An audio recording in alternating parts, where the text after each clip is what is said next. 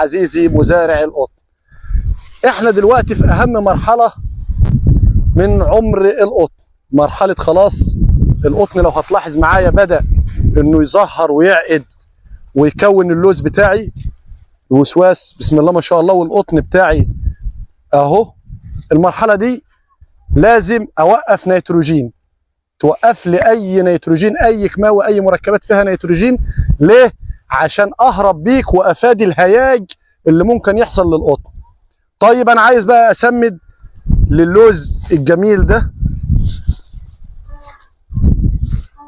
لو انت بتروي غمر هتجيب لي 25 ل 50 كيلو 0050 سلفات بوتاسيوم، 20 كيلو نترات كالسيوم، وتروي لي بيهم.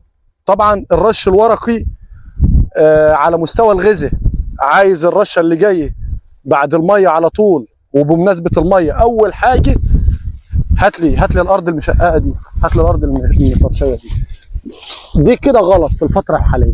تعالى لي بقى، ده كده غلط عزيزي مزارع القطن حاليا. لازم انتظام الري من 10 ل 12 يوم، والرو خصوصا في فتره التزهير، فتره العقد بتاعت اللوز دي. ما ينفعش القطن بتاعك يعطش خالص. بعد ما كل 10 12 يوم روي على الحامي، وروي يا عم على طول، ما حدش منعك. الرش الورقي هترش لي عالي فوسفور مع بوتاسيوم مع زنك بورون عشان خاطر ادعم عمليه التزهير وازود المحصول والانتاج بتاعي.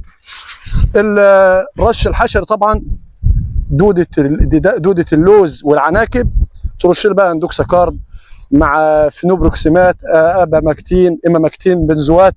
عايزك تعمل لي رشه حلوه كده وترش لي، وما تنساش وانت بترش ترش لي ظهر الورق. تمام. وبرضه عايز الارض بتاعتك تكون نظيفه. لو مش هتعرف تنزل تعزق في القطن بتاعك، يبقى ايه، تنقي يدوي كده وتطلع لي العفش ده بره الارض. خلي بالك العفش ده مسبب مرضي، بيجيب حشرات في القطن. طب القطن بتاعك لو فيه هياج وكده، لو القطن بتاعي فيه هياج وكان اخد دفعه نيتروجين عاليه، في حالات يعني، في استثناءات، في الحاله دي ممكن انا هنصحك انك تعمل حاجه اسمها عمليه التطويش.